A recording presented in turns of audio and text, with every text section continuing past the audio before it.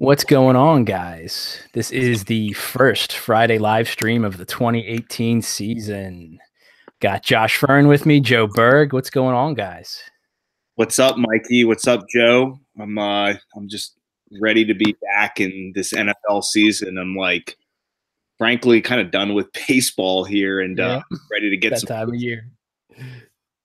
Yeah, same. I've been waiting since February for football to start up again. I'm super excited. I see you got the crimson and gold on there, Josh. Yeah, pal. Yeah, the Redskins attire is always nice to wear week one. Right. Got to get it in while you can. Yeah, I was at work today. Everybody was commenting on my shirt. A lot of, in Maryland area here, a lot of Ravens and Steelers fans, and right. I'm always getting crap about it. And that's what I said. It's like, it's week one, man. The Redskins are on the same level as the Patriots and the Eagles. Yep. It's all good. Yeah, and so no Mr. Kane tonight. Yeah, we're keeping a seat warm for him. We'll see if he gets in here at some point. But little sad, single tear there for no Sean. Yeah. Well, hopefully, like we should have some bare naked ladies playing. Yeah, hopefully the old apartment. But so we got a full slate going here. A lot of games, lot to cover. Going to talk about obviously every position. Hit a couple of our favorite games, a couple games we don't really like for scoring perspective. Maybe talk about a little gambling too, since that's up and coming. We'll see, depending on what state you're in, if you can play sport props yet. And then, if you guys have any questions, hit us in the chat. Try and keep an eye on that. I'm not the best yet with it, but we'll try and keep up with it. So it's week one. We got 17 more weeks to go. That's right. Gotta work the kinks out here early. Yes, but yeah, let's kick it off with a little general strategy. And it's something I like to remind myself every season, not to get inundated with too much information. You've got all these sources. There's more people than ever, obviously, creating content, giving their takes, putting stuff out there, and you can really get overloaded with everybody's a play and everybody's a fade if you read enough and listen to enough. So, for me, I really want to hone in on who I trust, who I like, who do they have a good process.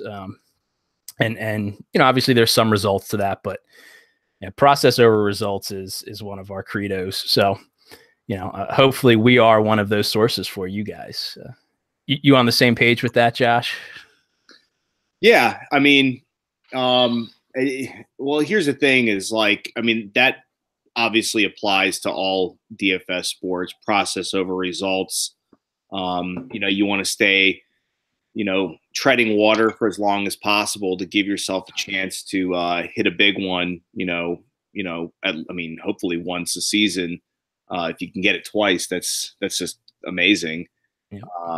And I'm just, more excited about this NFL season than I ever have been, because I think for the last 2 years, I personally have been grinding pretty hard with baseball, basketball, football, just year round. And, baseball really taught me a real lesson this year, because I pretty much didn't miss a single slate the entire season. And that's process over results. Baseball will humble you really quickly. The lessons have been learned. Basketball taught me that as well the last couple of years. And I think with NFL, I'm going to be a lot more patient this year because of the daily grind of baseball and basketball, and just preparation is going to be way more precise this year. Because, just like people who love PGA, DFS, you got that whole week to plan and really nail it down. I don't know what you think. That's a great mindset to go into NFL with, because you're so excited right now. We're all just salivating. It's week one. We want to get in, get some lineups going, get really, legit scoring on our apps and sites and everything. And, you could go overboard. You can think more than you know. And week one, we said it on the pod. You don't know anything week one. Everything goes upside down. So be careful with that. Yeah. All right, so let's jump in with a big topic here this week. Obviously, Le'Veon Bell situation. He hasn't signed his franchise tag.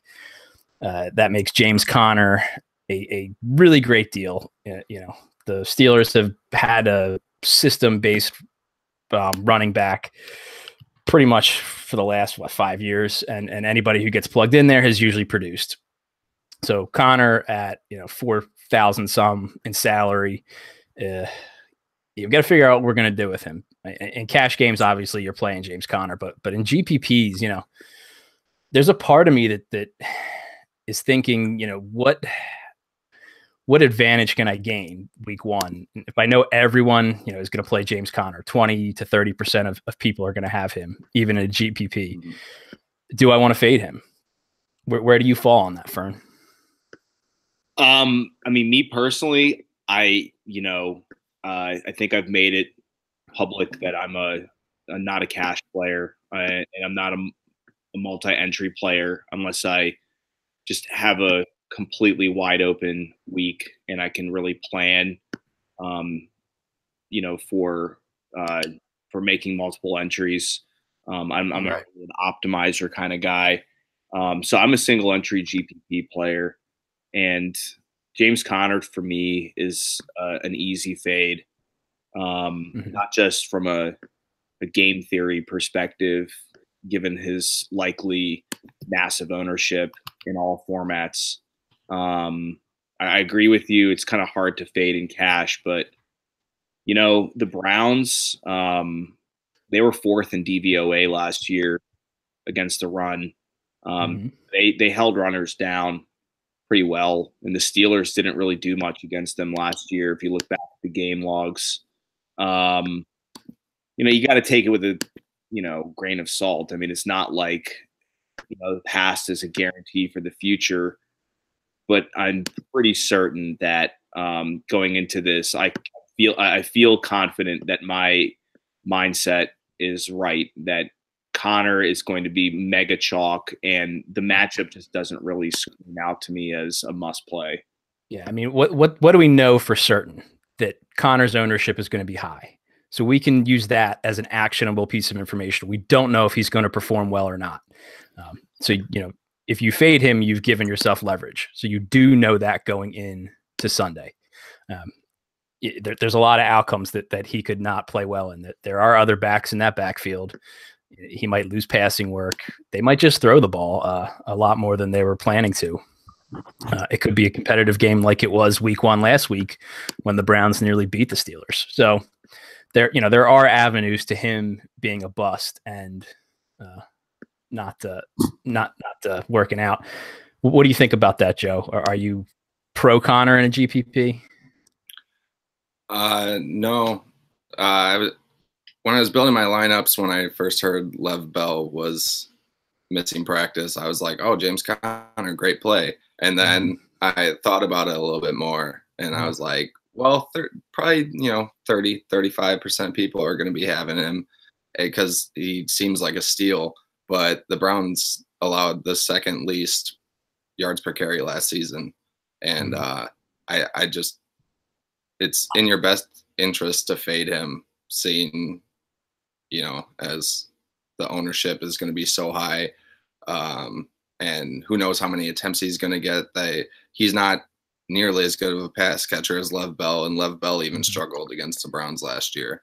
I don't see enough upside to win a GPP with him in your lineup. Yeah, good point. And the pricing's fairly soft this week. I don't know how you guys feel, but because of injuries and things like that, there are other places you can go for salary relief. So you don't have to go James Conner. We're all on the same page there. That's like the nature of your week one slate. For anyone that's played NFL DFS for, a bit of time now. I guess it's really more NFL DFS. And it's that they release these prices so early. Yep. And there's such a wide gap of time for things to emerge. And, outside of them adding guys to the player pool, like Adrian Peterson, for example, who's fairly priced at like 60, whatever, 100. I mean, some of these guys, that are already on rosters and are kind of like handcuffs and season long, something happens and before you know it, they become mega value.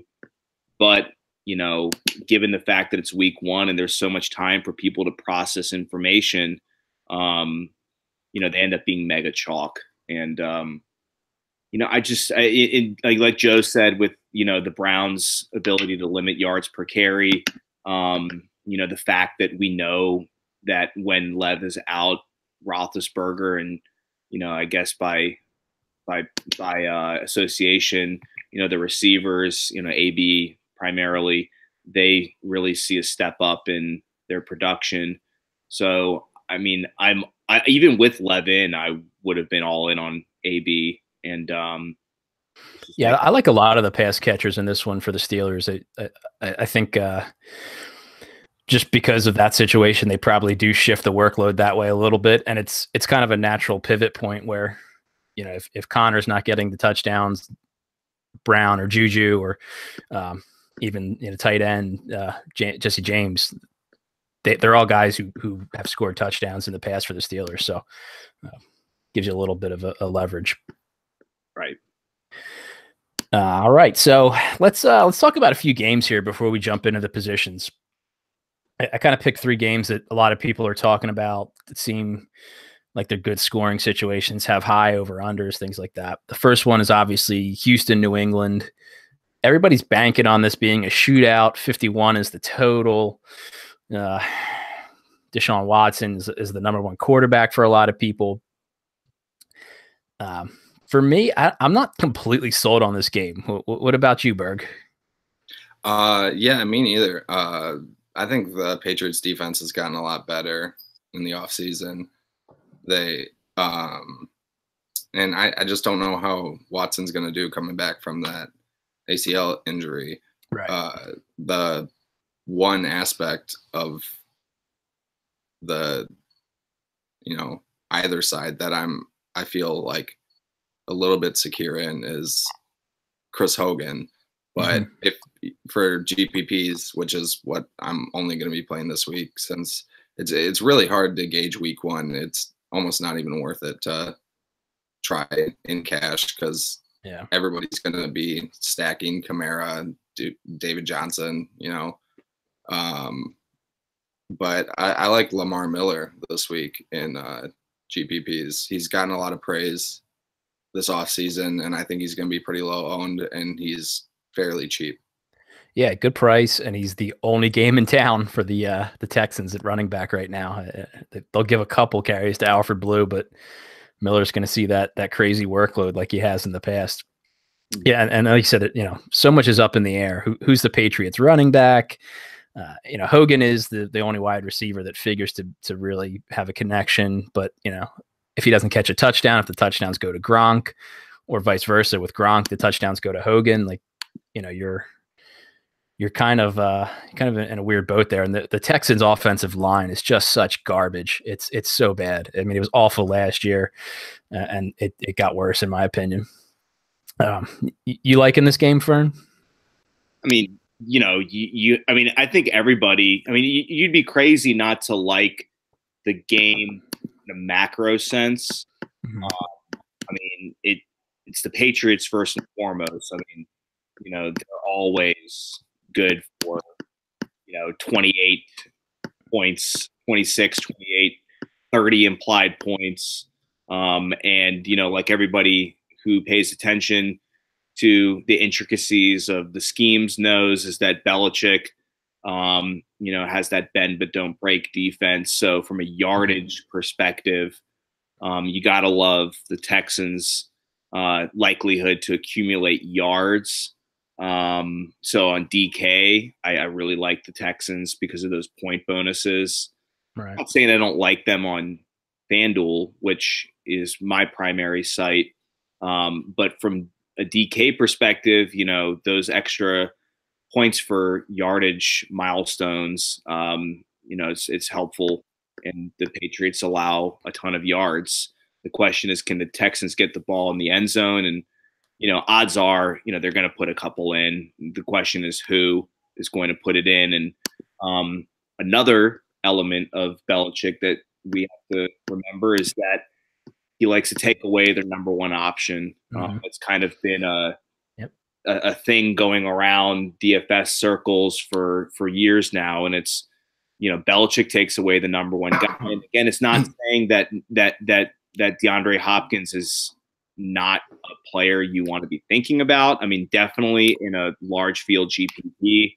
But even if the Texans, you know, and Patriots game on a macro sense is juicy, you just got to be sneaky with how you approach it. And so my favorite guy, you know, Berg, I agree. I like Chris Hogan a lot. I think it's not that hard to, you know, imagine him getting, you know, 8 to 10 targets. Obviously Gronk, obviously Brady. But I really like James White. You know, especially on DK with full PPR.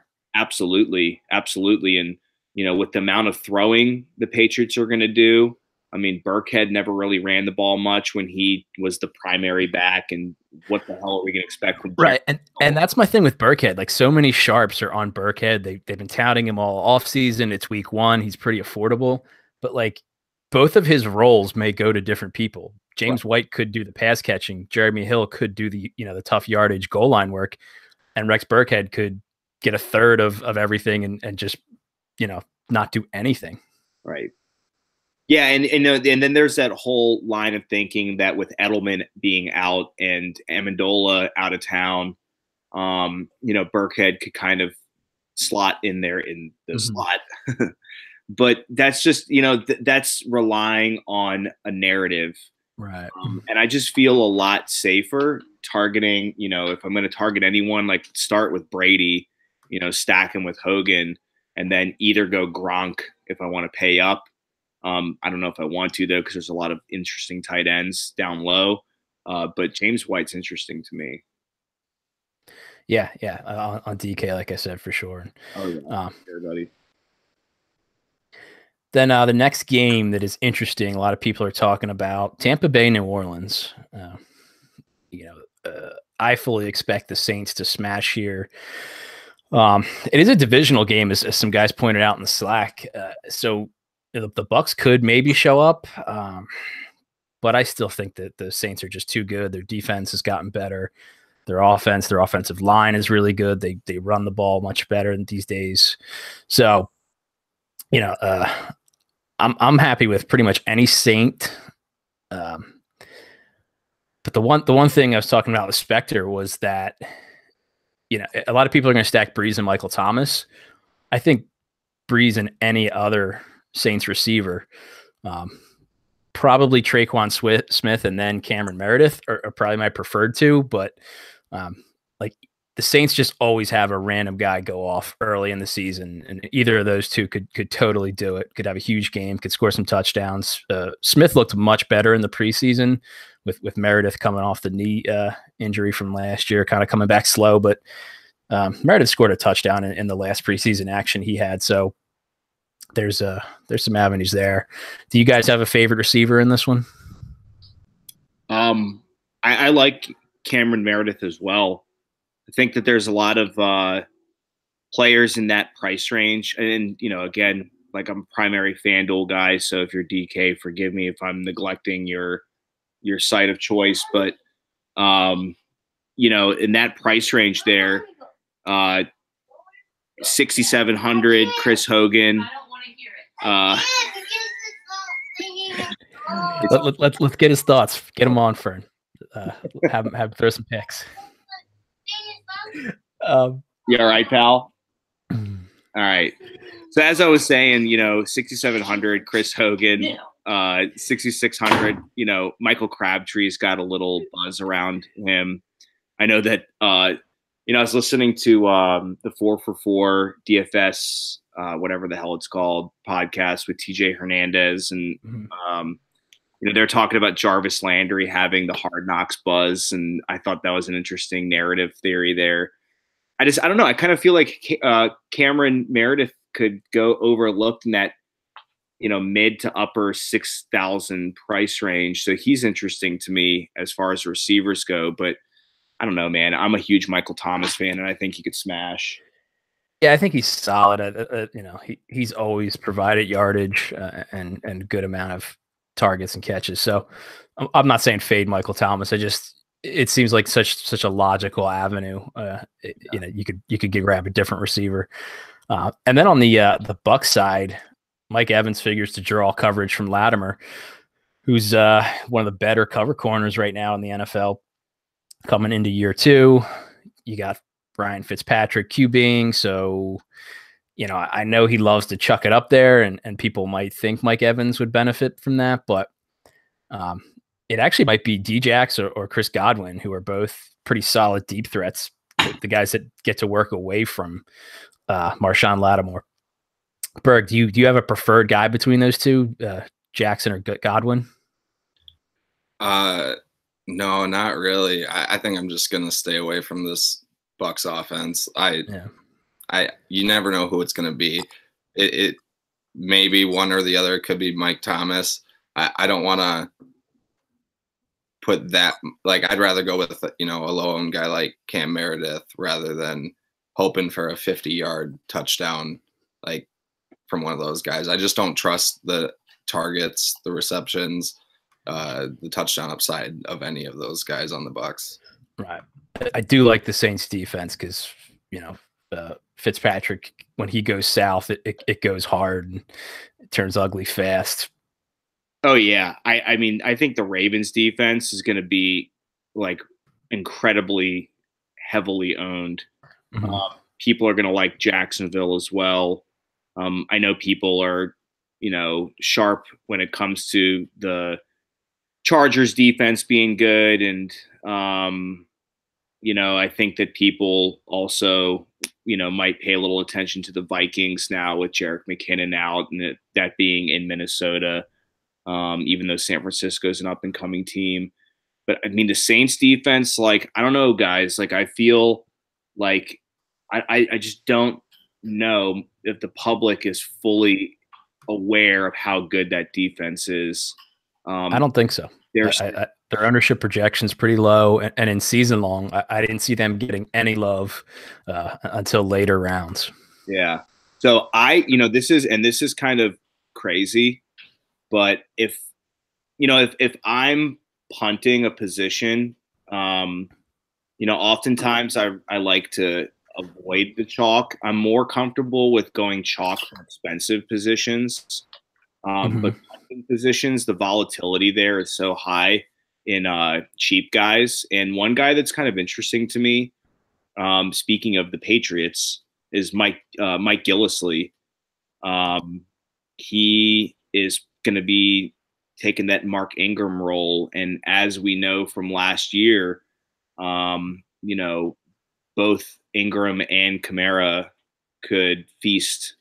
And this game, just from a game flow perspective, you're talking about that rule of thumb of stacking a running back and a defense. And I could see the Saints just being, you know, smart about things and keeping Kamara on, I don't know if I want to say on a pitch count, you know, it's not like he's an old man or anything, but, you know, if in a game they have won, there's no need to expose him. Right. You know, so maybe he gets like, you know, 2 or 3, you know, valuable red zone carries and punches one in and, you know, gets 40 or 50 total yards and gets you 11, 12 points or whatever for 4,600, 11, 12 points in a cash game. Well, I don't know if that's a viable strategy with Gillislee in a cash game, but who knows? You know, it's just something to think about. Yeah. Here's the things about that. Like, I had that same thought. My concerns with Gillislee are, I saw something today, I think Roto-Wire put out that there is a possibility of either Boston Scott or Jonathan Williams being activated from their practice squad. And for me, a lot of teams do that week one. They'll put a guy that they intend, you know, to have on the 53-man roster on the practice squad or waive him just to get that extra roster spot until they do what they're trying to do, whether it's sign someone or whatever weird transaction voodoo that these front offices manage to pull. So to go into a game with only 2 running backs is kind of rare. I think they definitely want a third running back. And you have to keep an eye peeled. If it's Boston Scott, that obviously cuts into Kamara's pass work a little bit. If it's Jonathan Williams, that cuts into Gillislee being, the tough yardage guy. So that's a situation to absolutely monitor if they bring a third back onto the active roster for Sunday. The other thing is he's coming, onto the team with a week's worth of time to get familiar with everyone and practice and all that. So do you have any concern on that front that he's just really not had any time with Breeze or any of the other players? I mean, I really didn't think about it in that regard. And, I appreciate that insight there. And that just adds some context to it is that, and I'm just kind of thinking out loud here is like, sometimes with these really juicy games, it's tempting to kind of, bore your way into like a narrative. I can get into this game as sneakily as possible. And Gillislee seems like that. And it's entirely possible if you, play this game 100 times, like Gillislee has a 20-pointer, maybe 5 or 10 times. But, I think at the end of the day, it's like just go naked Breeze or, Kamara and the Saints defense, or I mean, even Breeze and Kamara too, to be honest with you. Yeah, Kamara absolutely can score passing touchdowns. Yep. But I don't think Gillislee is going to be high owned either way, so it's a fine play. Like I said, depending on if they call anyone up and who it is, that'll affect my willingness to play Gillislee. If Jonathan Williams is called up, I'm absolutely going to have a Jonathan Williams lineup because that's like everybody has got the Gillislee narrative already in their minds, and then it's the guy they didn't realize was just coming in Sunday morning. Right. So, all right, but go ahead, Burke. I just want to touch on that a little bit. Like you said, if Jonathan Williams comes up, that's definitely something to keep an eye on. But if he doesn't, I really like Gillislee this week as like a super low priced play. Ingram is entering his contract year. I don't expect the Saints to re-sign him, so I think they're actually going to take it a little bit easier on Kamara than people think. He didn't exceed 12 carries ever last year. I just don't think that they want to wear him down too much before they're going to make him their workhorse next year. He's going to be a big factor in the passing game, and he's a great rusher too, but it's just like Deshaun Watson. I don't think Kamara is going to be able to keep up the same pace that he did last year. If he did, he would be breaking all sorts of records. I just don't trust what the Saints are going to do with him. I think that they might rely more on the passing game than people think. Right. Yeah, something to think about. All right, then the last game that I think a lot of people are interested in and is a plus situation. It was off the radar, 2 weeks ago, and over the last 4 or 5 days, it's been talked up a lot. I've personally put it into a lot of stuff. Cincinnati, Indianapolis. It's in the Dome. Indy does not have a very good defense, so you got that avenue, and then Cincy's defense is kind of a run funnel. So I think there's a lot of people interested in this game, and my concern is that it might be just like neither of these teams are very good because they weren't last year and they didn't really do much to get better. So I don't want to go overboard here as the ownership has started to creep up. Do you guys have a feeling on this game? Yeah, I mean, I know, you and I, Mike, were DMing, just kind of chatting it up the other day, just kind of planning out how we want to attack this live stream. And I mentioned that game, and I was just kind of thinking about it the last couple days. And I'm just going to throw it out there. Like the number one guy for me in this game that I'm most interested in is T.Y. Hilton. Mm-hmm. We'll get to that in a moment.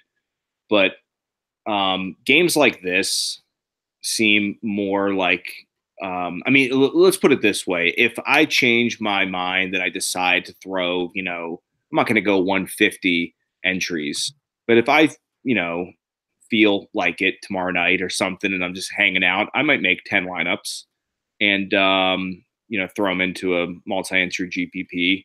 It's possible. And I am very much into getting some T.Y. Hilton shares because I think this Colts offense is getting a little too much skepticism. I think Andrew Luck is ready to go. I think that they want to, they're going to have to feed somebody because they're not going to run the ball. And Ty has that sneaky, double. I almost said double dong. I'm still in baseball. That 2 touchdown. Well, let's call it a double dong. A double dong. It works. 150 yard. 14 target mega game potential. Not a lot of guys in the NFL have that potential, and not a lot of them are 7,200. Yep. And I think that this game is sneaky shootout potential, and he really interests me. But that said, if I'm going with my single entry approach, which I most likely will, I just kind of want to. I'm going to watch this game. Let's put it that way. I want to watch. Yeah. Yeah, I think you either need to be pretty heavy on it or stay away from it altogether because it's probably going one of those two directions. Just looking real quick to see who T.Y. Hilton's probably matching up with. Drake Kirkpatrick, he's okay. He's not great. Their outside corners are a little better in Cincy, so yeah, I can get down with Hilton. He's probably not going to be highly owned with Luck being his first game back. Well, yeah, and the other thing too is in Berg, you might have something to say about this. Terrell Austin is the new defensive coordinator there, him from your Detroit Lions, I believe, right? I'm not sure offhand. I didn't really pay much attention to the Lions' awful defense last year. Gave up on your Lions. Yeah, it was Terrell Austin. The defense at least. Right. So I know that they like to take away the middle of the field, and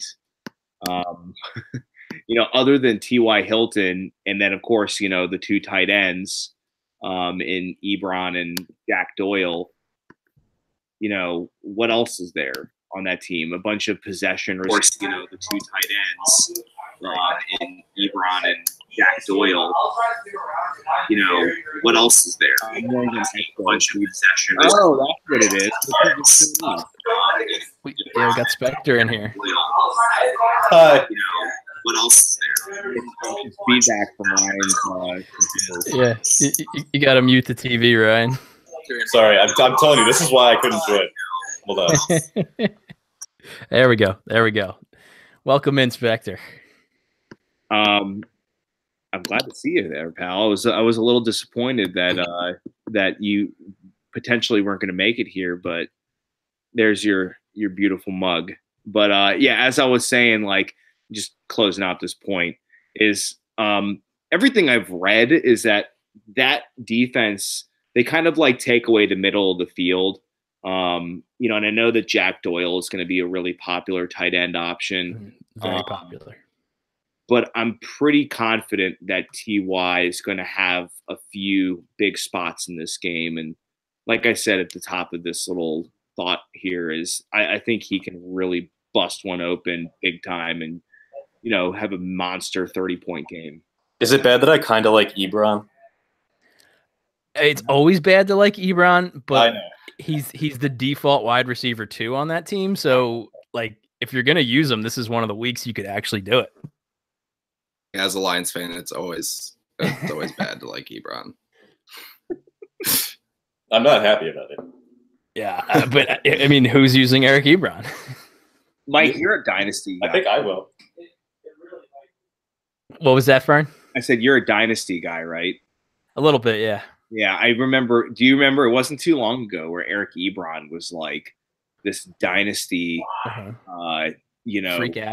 freak athlete asset, and now all of a sudden it's I mean, people will continue to talk themselves into Eric Ebron until he's retired. Like the narrative right now with him is he's taking the Greg Olson route, where he was just on a bad team that didn't know how to use him, and he's getting set free now. I mean, it's possible, I guess. I don't know.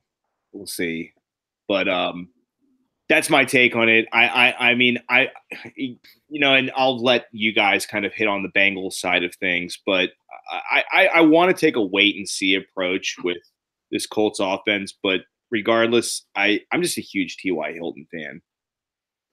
Yeah, I'm a little interested in Mixon, and then the Dalton AJ Green stack, but like I said, it's that's getting kind of popular, especially because of the pricing. Spectre, do you like this game? I honestly think that's going to be the chalk stack now. Like just the two of them really, like Dalton, Green, and the Hilton thing. I kind of think is the tournament way to do it, or like we said, if you want to be. This is why I was. You hear this shit? This is ridiculous. Look at this funnel. I was gonna say, can you take a quick a beer bong there for us? My God. Anyway, beer bong and dudes yelling in the background, and I had a toddler. This morning. No, but I was thinking, like, if you do Dalton to Green, which I honestly think you could play that in cash. I mean, you probably should play it in cash at this point, with the amount I've heard about it. And then running it back with, like, I think the easiest one is Hilton, but I think the really deep, like, Millie Maker style one would be using Ebron as like the run back or Doyle and something like that. A lot of people are talking John Ross though, and I can't sign off on John Ross. I think he's going to be better this season, but like people think he's going to go 100 and 100 yards and multiple touchdowns. Like I don't see that. Maybe because he runs a really fast 40, but I mean. Yeah, I don't mind John Ross, but I'm like I don't care if it's in GPPs. I'm in love with AJ Green this week. I was just looking at some of his pass splits. We all know that the Colts suck against everything defensively, and Green averages throughout his career has averaged 20 yards per game more on the road, and 0.2 more touchdowns per game. And the first game of the season each year, he's averaged 103 yards and 0.7 touchdowns per game, which is higher than any of his other splits. Yeah, that's a good point, Joe. Andy Dalton's splits, I checked just to see, if he was a lot better on the road, if that was why. But Andy Dalton is consistently the same at home and away. It just seems like AJ Green plays a lot better away. And during the first few weeks of the season, September is easily his best month. He has the most touchdowns during September. I think he's going to be a great play regardless if you're playing a tournament or cash, as long as you make sure to pick a different low-owned guy to even out your lineup a little bit. Yeah, just a couple quick things to catch up on in the chat. Jeremy pointed out that Andrew Luck does like throwing to tight ends quite a bit. And then Jason pointed out with the Saints bringing a running back off the street, they did it with Tim Hightower a couple of years back and plugged him kind of right in. So Tim Hightower. Yep. That's it. All right, so then let's shift gears. Two games that at least I don't like for certain reasons. First one, Buffalo, Baltimore. Neither of these teams are particular risk takers. Buffalo on the road just does not seem appealing in any way to me. Baltimore, I like Alex Collins. I like the defense for obvious reasons, but everybody's assuming that Peterman's going to throw multiple interceptions, and he might just let the coaching staff could just handcuff him and say, you're just dumping it off to Charles Clay all day, or LaShawn McCoy, and you're not taking any risks. We're going to lose week one in boring fashion. Is there anything you guys like in this game, or are you on the same page with me? I mean, I agree. And just speaking on the most chalky rosterable asset in this game, which is, well, I don't know if I want to say it with certainty. It's either Alex Collins or the Ravens defense. But I'll just make my initial point, which was the Ravens defense is going to be mega chalk. And oftentimes there's a little bit of risk involved with chasing the chalk against an inept offense. Yes, the Bills suck, but like you said, Mike, like they're not a sucky team that's going to be taking risks. And in DFS, defense, special teams, the two things you want are, a special teams that can take it to the house, a returner that can take it to the house, and a defense that's playing a team that's going to allow the defense multiple opportunities to make, impactful plays. And if the Bengals don't, the Bills don't want to humiliate themselves and go conservative, that's a little worrisome. Yeah, and they grind the pace to a halt. They let the air out of the ball, and they think that's how you play football. Yeah, it's like it's going to be very frustrating if the Ravens get you like a solid 12 points at 30% ownership. You know what I mean? Yep. I don't think Collins is too highly owned. I think he will be owned, but I think people still don't trust him. Interesting. Every time I just like mess around with builds and I have Alex Collins in there, I'm like, God damn it, he is going to be so chalky. So the fact that you said that kind of alleviates some of my fears. I don't think it's a level of chalk. Like we said, the pricing is kind of soft, especially at running back with some of the names popping. Like you don't need to pay down with both running backs this week. So I could see a lot of people taking the Kamara and Connor route, the DJ and Connor route, and missing out on some of that middle price volume. Well, don't forget about the flex now. Yeah, you got the flex. I guess people could use running back there. Yeah, I feel like receiver is the smart play in the flex, but yeah. And then the other game that I don't have a lot of love for is your Washington Arizona matchup, Fern. So give us the inside scoop on that. Yeah, honestly, I think obviously the Redskins are forever going to be the butt of jokes for everybody. And you know what? I'm desensitized to it now. Like the Redskins are. I just can't wait till our Eagles Redskins bet. Get out of here. I picked the best year to start betting people on the Eagles. Oh my God. Okay, so honestly, like the Redskins, front seven, and especially their defensive line, are a force to be reckoned with. And I am very certain that the public is not hip to that yet. Mm-hmm. So that said, obviously we're dealing with a running back that is not, is not reliant on running between the tackles and DJ. So right. I just wanted to throw that out there. Like, I do think that the Redskins are going to have an interesting defense in these early weeks that, depending on whether or not they can force turnovers and make impactful plays, will kind of give their destiny for how good of a fantasy defense they are. But I do believe in that Redskins defense. This, again, the question is, can it be a good fantasy defense? Yeah, I don't think they're as bad as people expect them to be. They kind of had to pack it in the second half last year. Who's the tackle they drafted? He's a run stopper, right? Oh yeah, Jonathan Williams. Not Jonathan Williams. Jonathan Allen. That was 2 years ago. The guy from Bama is a Payne. Ron Payne. Yeah.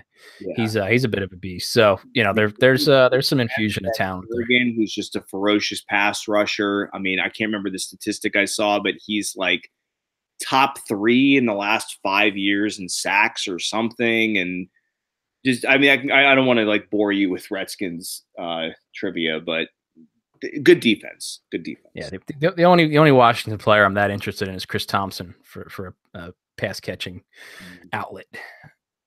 All right, let's get to some positions because we're kind of running behind here. We'll kick off with quarterback, go around the horn. Everybody kind of give me a cash and a GPP play, if you will.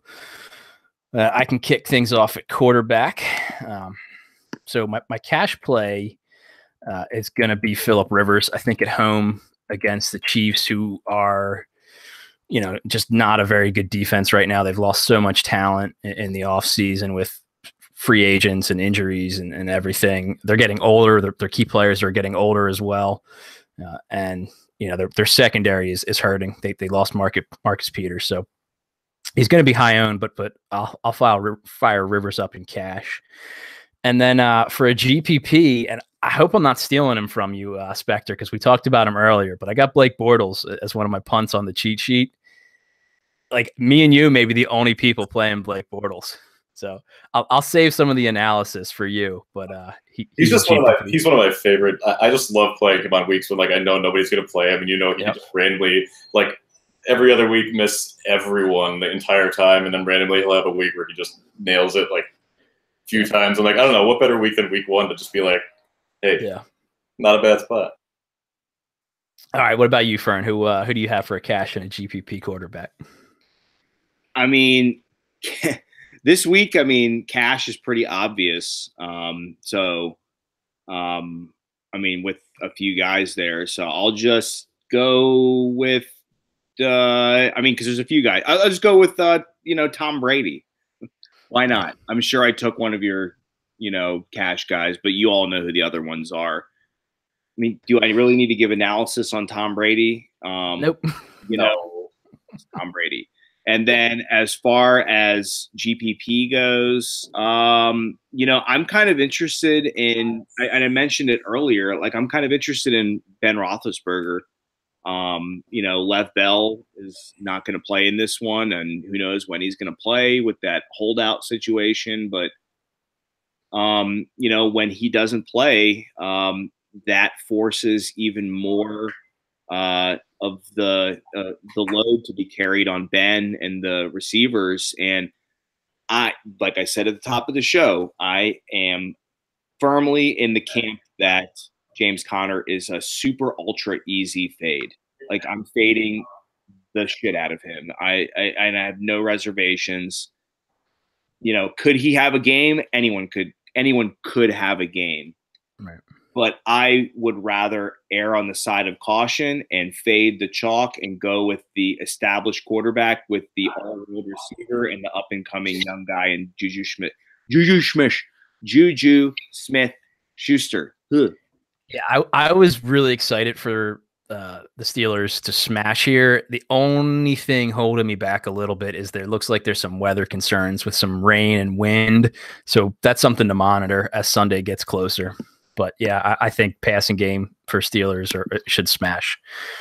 All right, Joe, what do you got? Cash GPP quarterback. Cash, I'd probably go with someone like Andy Dalton. He's cheap, and you know what to expect from him this week against a terrible Indy defense. Yep. Dalton would be my candidate for the record. Yeah, he just seems too safe this week. And for GPPs, I'd probably go with I don't like this play, but I think it could have some pretty good upside. Andrew Luck. The game is supposed to be pretty close. I heard from I don't remember where I heard it. It was on a podcast, but they were talking about going to the Colts practice, and everybody's worried about Luck's shoulder, but I guess he was throwing bombs at practice earlier. It's a possibility that Andrew Luck was just I'm freaking done with the Colts coaching staff and the way they're being managed, and I'm sitting out the year. And he totally could have played through last season, and it was kind of a self-preservation thing. So I like that a little bit, Berg, because and he has rushing upside. Yeah. Yeah, I don't know. He's just gonna be really, really, really low owned I think he'll probably be one of the lowest owned quarterbacks on the slate. And for GPP, he's really low price. You know, he's down with Mariota, and who I also don't mind in a GPP, but I'd rather take Andrew Luck in the game that's supposed to be high scoring and really close. If I can add to your Luck pick there, Joe, is I did an auction redraft last week, and with a bunch of normies, and Andrew Luck went for $2. And I know that, quarterbacks are a dime a dozen in a 12-man redraft auction. However, let's not forget that we're talking about a guy who is an all-world talent. And the fact that he went for $2 indicates to me that sentiment is very, very low on him. So if there's any week to get in on him with the assumption that he is fine and everything is back to 2016, 2015 levels, it's this one. Yeah, you're a little worried about the Bengals defense. That said, it's Andrew Luck. If he's healthy, what's there to worry about? The dude's an all-world talent. He puts that team on his shoulders when they do anything at all. So, Spectre, you good? We hit your 2. All right, cool. Fern, why don't you kick us off with running backs? Okay. Yeah, with running back, I don't want to get too cute here, but at the same time, I'll leave some of these other guys I expect to be talked about to you all. And one of the first guys that I threw into my lineup was Leonard Fournette. I just think that he is kind of one of the last remaining real bell cows. He's kind of like this generation's, I don't know if I want to say it, but I'll say it, whatever. He's like this generation's Adrian Peterson, maybe not in the exact same vein, but he's got that, elite skill set of just power and speed and ferociousness, playing on a team with an amazing defense that can put him in short fields. And again, like I've said it several times, I'm a FanDuel guy, and we want touchdowns. And Leonard Fournette is as close of a bet to anybody to get you a couple touchdowns. And the Giants' run defense is not threatening whatsoever. So I'm just really into him, and I just jammed him in there the moment that I kind of really started thinking about the slate, and I have had him in my main lineup for the last 2 weeks as I've been editing and tweaking it. He hasn't gone anywhere, and I don't think he's going anywhere this week for me. Yeah, he seems locked for a touchdown. Easy. All right, Joe, what about you at running back? As far as GPP, I'm sorry. Oh, go ahead. And then as far as GPP goes, I want to say one of the Patriots running backs. I'm not going to say one of the Patriots running backs because the Patriots running backs are great. Yeah. I kind of like Carlos Hyde. Evan Silva put something out that the Steelers are primed to be run on at the moment. It's interesting. Well, if Evan Silva says it, then I like Carlos Hyde. Damn it. Yeah, I don't think that Nick Chubb is nothing to worry about yet. Duke Johnson, you don't worry about in the running game. He's not a running back. He's a good runner. He's in the prime of his career. He needs a change of scenery. He got his change of scenery. He went back home to Ohio. He's going to be very involved. I could see this being a pretty good spot for him. And damn it, man, if you're going to say that Evan Silva likes it, then that makes me extra happy about it. I like Carlos Hyde. GPP. Yeah, and not going to be popular. All right, go ahead, Berg. Hit us with some running backs. For cash, I would go with, someone like Melvin Gordon. You can always expect him to get, like, it doesn't matter if he averages 3 yards a carry if he gets 30 touches. I don't think he's the greatest running back, but it's all about opportunity with him. Yeah, exactly. He's going to get plenty of touches. He has receiving and rushing touchdown upside. I just think I think the game's going to be higher scoring than a lot of people think. And I think he's about as safe as you can get. He is a little pricey, because he's 100 on FanDuel. He's 100 more than Fournette, and Fournette is, just as safe of a play. I just like the receiving upside a little bit more with Gordon. And then for GPPs, Carlos Hyde, I completely agree with that. That was he's one of my favorite GPP plays going into this week. Super cheap. But other than that, I don't know. I'm not sure how heavily owned Derrick Henry will be, because I don't think very highly. I think a lot of people are going to want to take a shot on him because of Deion Lewis. I honestly have no idea how they're going to use those two together.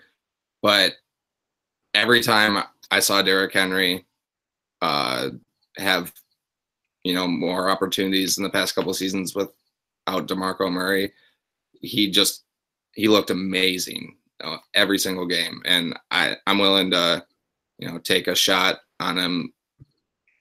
Yeah, that's a name I haven't seen much of. That's an interesting one there.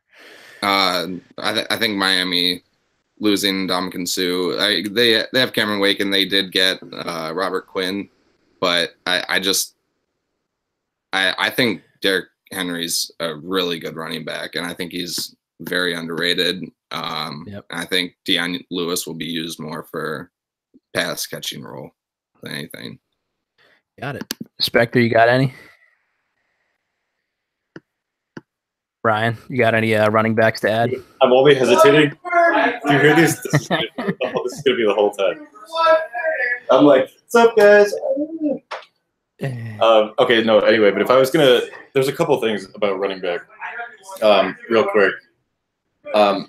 First of all, one of the things I noticed was Green Bay's implied for so many points, and nobody's going to play Ty Montgomery, and nobody's going to play their receivers. I think on that offense, like, I think Ty Montgomery is a huge key piece that they're gonna use.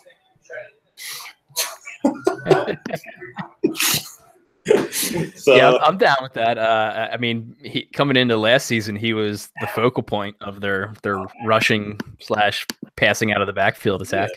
Yeah, and I think that's just something that, I mean, nobody's going to play. And also, okay, Ty Montgomery is one just because of their implied total, and I'm not really excited about Devontae Adams or Randall Cobb. Yeah, there could be a touchdown or whatever, but. And then also, this is one of those weeks where immediately I'm like, nobody's going to play Todd Gurley. And it's one of those guys that you could just kind of feel in tournaments, you just put him instead of Kamara and because the odds, they're not that, it's not that bad that he's going to do worse than Alvin Kamara. It's just a turn. It seems like a logical tournament play this week, given Gurley's talent and the fact that. Yeah, when Gurley smashed last season, it was in games that the Rams won big because he did the touchdown scoring, and against the Raiders, there's probably going to be touchdowns to be had.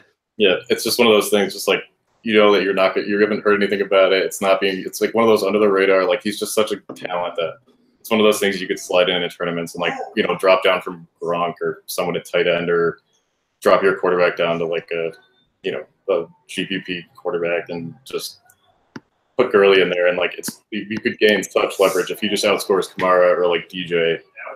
You're so well positioned in tournaments that it's nuts, and it's just it's sort of a tactical thing. I just noticed recently, just being like, nobody's going to play Todd Gurley this week.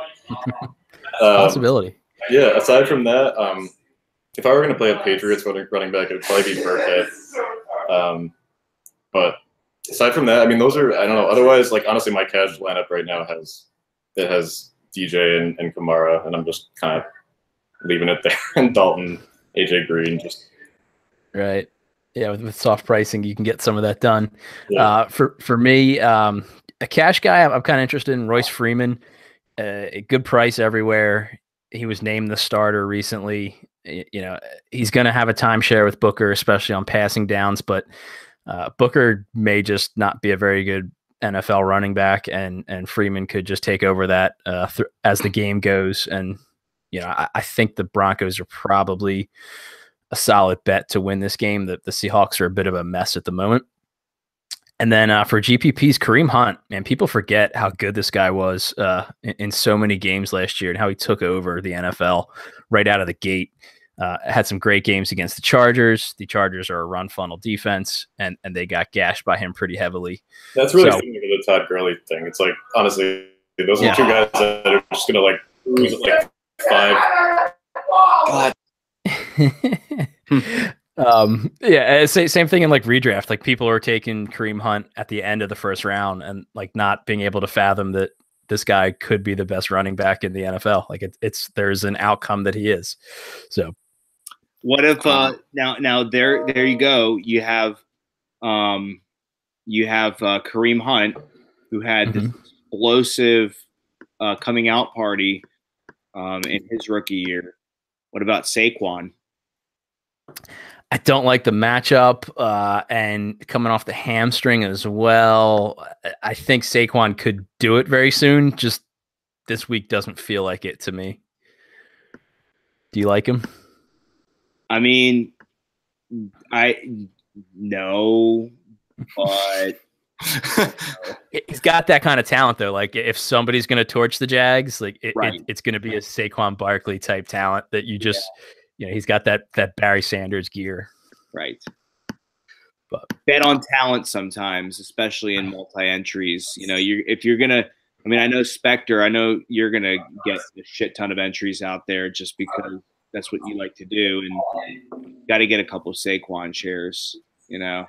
I love Odell, honestly. I think that – I mean – It's kind of like now it's getting to the point where I hear everybody's like, Odell's going to be an under-the-radar play to the point that I think he's going to get up to like the 15% maybe ownership. Like it's like, I think it's smart, and I think it's one of my favorite like stacks right now. The only lineup I've made so far on DraftKings was a Bortles, hooray, a Bortles lineup with Bortles and like Keelan Cole, and then I had Odell like run it back. Or you could do Eli to Odell and run it back with Cole or whatever, like just something like that. And that's one of my favorite things so far. And I don't know, it's getting more sketchy because I can hear people blabbering about it now, but they really will move Odell all over the place. Like they'll move him. It doesn't matter where. What's his name? Who's defending him? Jalen Ramsey. Thank you. Yeah, it doesn't like even if like he'll run. You know what they do with him? Like they're going to do whatever they can. He's been out forever. They're going to just send him all over the goddamn place. And he just signed that contract, so they might be wanting to show off their shiny new toy. Shit like that. It's just if he's going to be under 20% ownership, like I'll play Odell, especially in tournaments. Like it's just one of those things. Like week one being a very if you're trying to buy a narrative week, week one is that narrative week where teams are trying to force something down the public's throat, and if the Giants are, going to go the route that I agree. Like, I think that they will. I don't know. It's not like they're going to go to Eli Manning and be like, you better throw that motherfucker 20 balls this week. But I could see that happening, forcing the issue with this, mega record-breaking contract. Yep. All right, so let's transition that to wide receivers. Sorry, I looked into it and I just thought it was interesting, so I wanted to touch on it really quick. I looked up Derrick Henry, like how he did when he got to more carries. There were 6 times when he carried the ball 14 or more times, and he rushed for a touchdown in 5 of those 6 games. And the one that he didn't rush, he got a receiving touchdown. I just thought that was interesting. So in every game where he carried more than 14 times, he got a touchdown. I just thought that was a little relevant. So yes, I thought I'd throw that in there. I mean, he's a talented back, and that's one of the things with DFS, any sport, is bank on talent, and I think he's a hell of a back. I agree with you. All right, Berg, hit us with a couple of receivers. So AJ Green's gonna be my cash game one. Pair him with Andy Dalton for cash games, and you're pretty safe there. GPPs, this is another one. I don't know how, if he'll be owned. From looking at it from my perspective, I think he should be incredibly highly owned. But Keelan Cole is minimum price on FanDuel, and he's the number 1 wideout. I've heard quite a bit of people talking about him, so I feel like he might be pretty highly owned. Yeah, so Spectre and I talked about this earlier. A lot of people are on him. Plus, he's probably going to draw Janoris Jenkins in coverage. So I feel like he's a natural fade because, he was really good in college. He's got some good games last season, but he's not Jerry Rice. He could have just an average game, and if you can knock off some ownership, for me, that kind of feels natural. But I do like one Jags receiver with a Bortles stack somewhere. Dede? I actually like Moncrief. Who's going to catch touchdowns? Dante Moncrief. That's all he does. He catches touchdowns. ESJ, baby. He had that core muscle, whatever. I don't know. That I was really into him against the Giants because they're terrible against the tight end. But I've heard a lot of good things about Cole, and I think this is what I told this to Mike earlier. I was saying I think there's 2 different ways I could approach it, which is in cash games. I think I want Cole. I think he's going to be, at least on FanDuel, he's going to be chalk. He's minimum, and that's ridiculous. And I've heard he's a massive talent. So, and the Giants they've just kind of been stink. But as far as in tournaments, I don't think I would ever use him as a one-off or anything, or put him in just a lineup where I'm just trying to pick all the best plays or anything like that. I think I would only use him if I was doing the thing we mentioned earlier, where it was I had Bortles as my QB, Cole, and then Odell, or Eli and Odell, and then using Cole as the run it back if you think the game's going to actually be high scoring or whatever. So it's basically either stack, not one off, or I think he'll be in my cash lineup. All right, Spectre. We're heads up. Cole versus Moncrief, FanDuel scoring. We'll come up with a side bet down the road. Yeah, let's do it. All right, Fern, who do you got at wide receiver? Oh man, Adrian. I almost said Adrian Peterson, and Adrian Peterson at receiver. You said John Williams before, and he definitely wrote all of the Star Wars soundtracks. No, Antonio Brown. From day one, I had Antonio Brown and Leonard Fournette in my lineup. Everything else has kind of been fluctuating. When I'm sitting in traffic, driving to work in the morning, and I'm messing around with my lineup each day. And those 2 guys have not left. And I know that, Mike, you mentioned weather. I know that's potentially a problem. But the thing with AB is that, he doesn't need to go deep to have a monster game. Right. He can, work off of screens.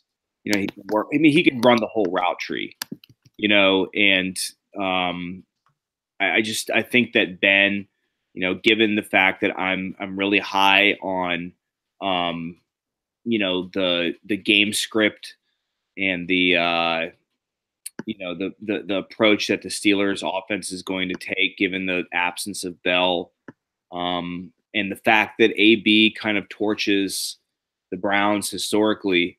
I don't know. I have a lot of confidence in AB and Cash, and frankly in GPPs too, because like I said earlier, if I'm gonna go with chalk, and I don't want to say he's chalk, but he will be owned.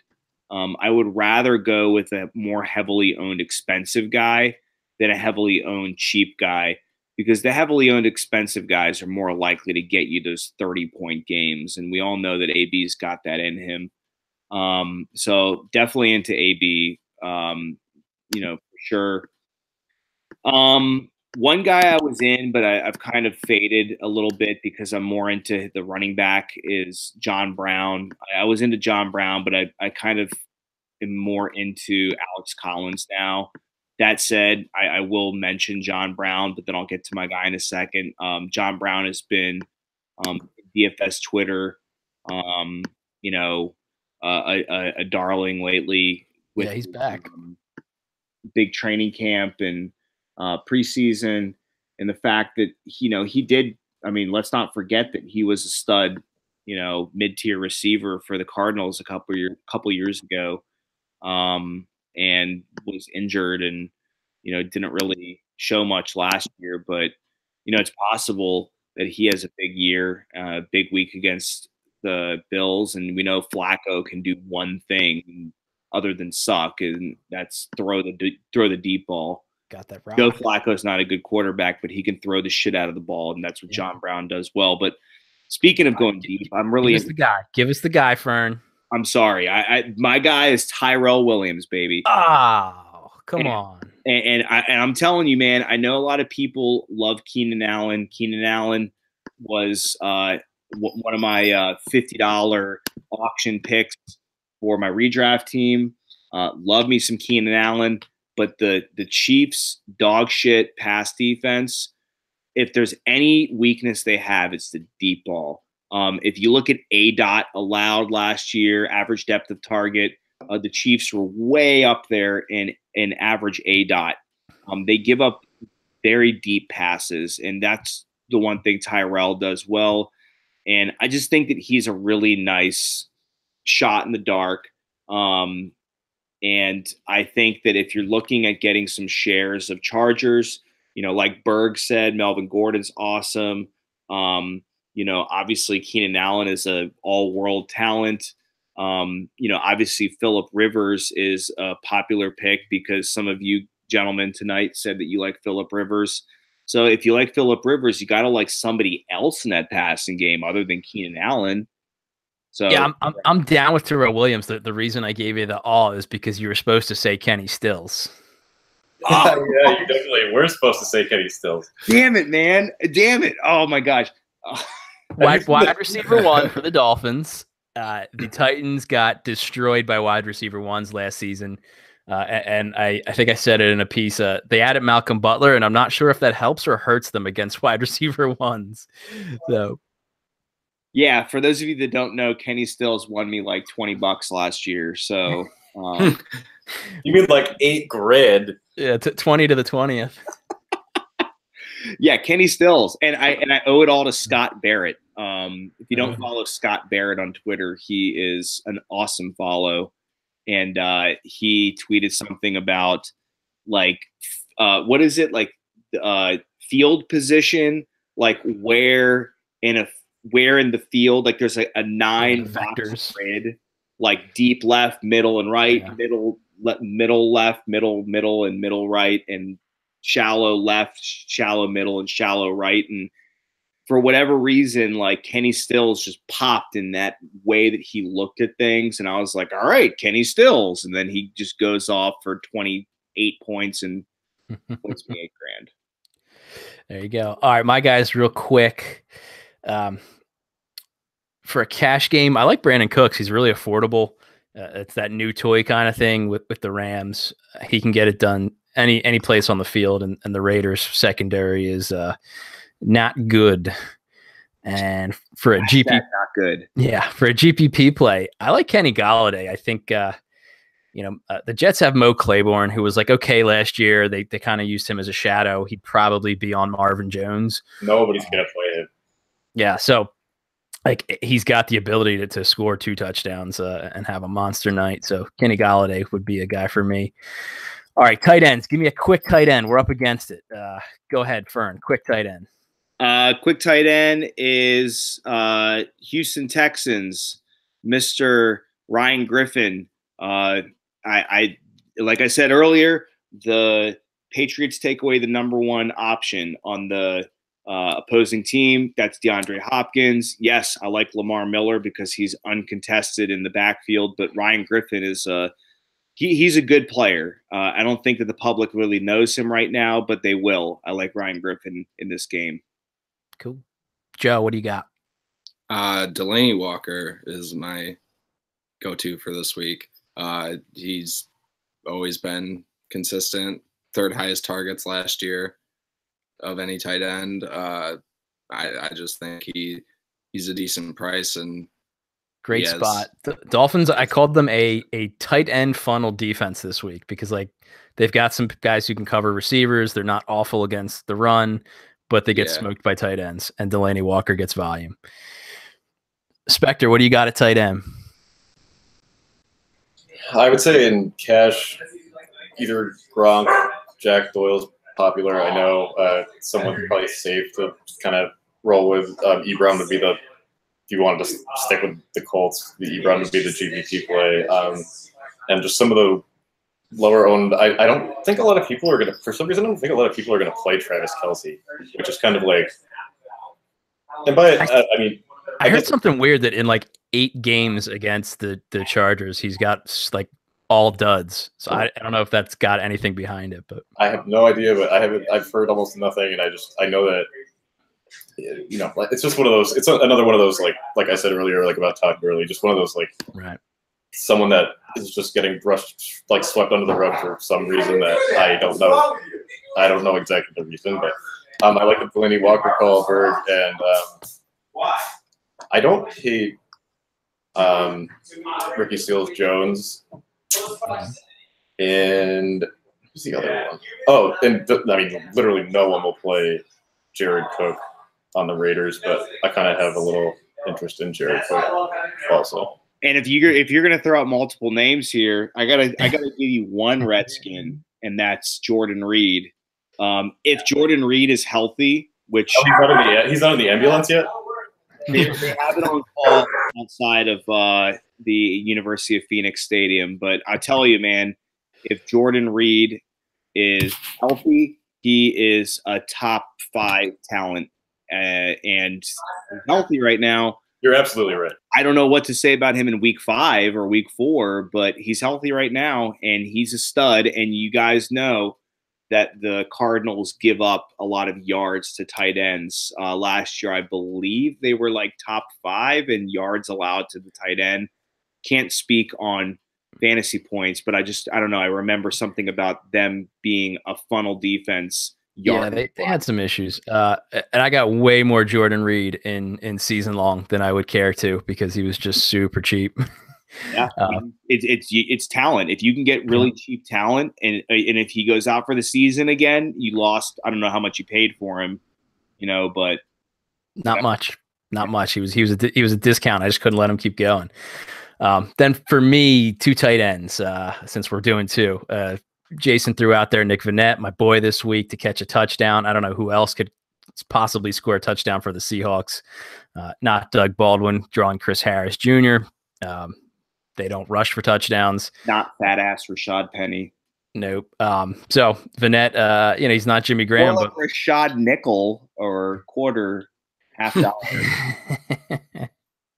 But the other guy I'm pretty into is Jesse James. The Browns were not good against tight ends either last year, and with Vance McDonald being ruled out, he's got that consolidated role and could get in there. So I'll throw out a second guy too. Another injury prone guy, Tyler Eifert. Just throw it out there. Eifert. Yes, yeah, he's absolutely going under the radar and scores touchdowns like crazy. Yeah, another guy that can score you 2-3 touchdowns once in a while. Yeah, but yeah, so we're way over, guys. Good luck week 1. I hope you guys enjoyed the live stream. Hit us with any feedback. Cheat sheet will be out shortly. Jeremy's got the tools up already. Really great stuff for you guys to dive into week 1. All right, signing off. Have a good week.